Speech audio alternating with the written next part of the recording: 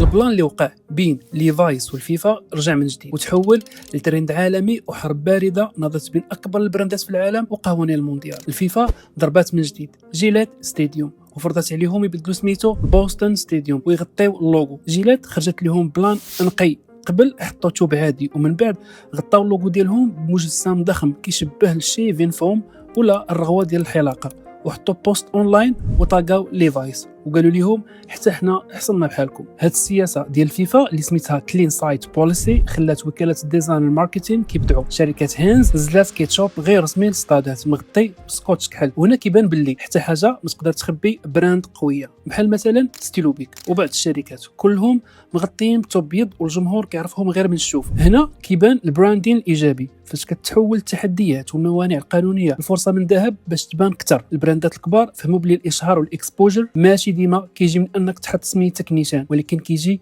من اثاره الفضول والكونتكست ديال الحدث.